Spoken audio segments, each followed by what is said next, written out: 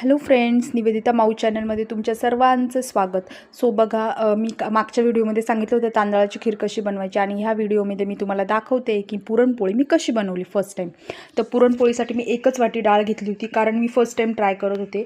तर पुरणपोळी डाळ मी स्वच्छ पाण्याने धुवून घेतली आणि तिच्या 4 शिट्ट्या करून घेतल्या. त्यानंतर इकडं पीठ मळून घेतलं. पीठ मळून असं उपरण्यात बांधलं आणि त्यानंतर मग एका पाण्यामध्ये तिला असं भिजवलं आणि त्याच्यावर झाकण ठेवलं.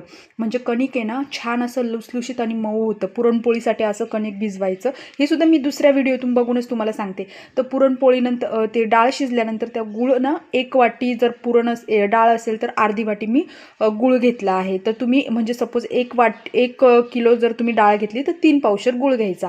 तर काय केलं, गूळ किसून घेतला आणि डाळ आणि गूळ एका कढईमध्ये गरम करून घेतले छान, म्हणजे ते मिक्स होतात चांगले.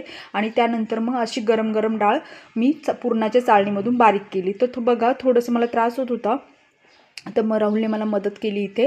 आणि त्यानंतर मग अशी डाळ मस्तपैकी बारीक करून झाल्यानंतर त्याच्यानंतर मी ना सुंठ ना बारीक किसून घेतलं होतं आणि सुंठ वरून टाकलं, कारण जेव्हा गरममध्ये टाकतो ना सुंठाचा वास निघून जातो. आणि मग आता मस्तपैकी असं पुरण झालं. आणि इकडं बघा, जे पोळपाटाला ना मी असं उपरनं बांधून घेतलं आहे, कारण पुरणपोळी त्याला चिटकत नाही. तर असं हे 2 हॅक्स खूप इम्पॉर्टंट. एक पीठ कसं मळायचं आणि सेकंड हे असं पोळपाटाला तुम्ही उपरनं बांधून घ्यायचं. त्यानंतर मग आता बघा कशी होते, बघूया चांगलं होती की नाही पुरणपोळी. तर पुरण तर इतकं छान झालं होतं, मऊ मऊ आणि असं एकदम मोकळं झालं होतं.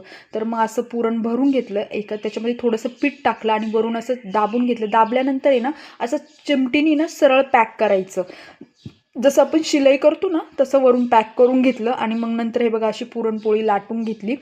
तर आता इम्पॉर्टंट हे की ही पुरणपोळी फुगते की नाही. तर मी जास्त तेल वापरत नाही, कारण मी खरं सांगते, मलाही आणि राहुलला, आम्ही हेल्थच्या बाबतीत खूप कॉन्शियस आहे. आम्ही जास्त तेलाचं खात पण नाही. आणि मग मस्तपैकी अशी पुरणपोळी ना मी फर्स्ट टाईम ट्राय केली. तर बघूया ही पुरणपोळी फुगते की नाही. आणि जे पीठ आहे ना इतकं मऊ झालं, तर त्याला पण मी तेल बिलकुल लावलेलं नाही आहे पिठाला सुद्धा, कारण ते पाण्यामध्ये जेव्हा असं भिजत ठेवतो ना 15-20 मिनटं, तर त्याच्यानंतर ते पीठ इतकं छान होतं ना, इतकं छान ते भिजलं जातं ना. तर हे सगळे हॅक्स जे आहे मी तुम्हाला सांगितले, ज्या ट्रिक्स इम्पॉर्टंट, तर ह्या ट्रिक्स यूज केली तर पुरणपोळी कधी फुटत नाही, खूप छान होते. आणि बघा पुरणपोळी किती फुगली तुम्ही बघू शकता. मला तर भीती वाटते हातावर वाफ येण्याची. तर इतकी छान पुरणपोळी मऊ लुसलुशीत आणि इतकी छान फुगली होती ना. आणि मी फर्स्ट टाईम बनवली होती. बघा, जर मनापासून ठरवलं ना एखादी गोष्ट करायची तर ती छान होते. मी तुम्हाला मागंही सांगितलं होतं, मी फर्स्ट टाईम ट्राय करते आणि इतकी सुंदर झाली होती पुरणपोळी. चला भेटूया नेक्स्ट व्लॉगमध्ये. बाय.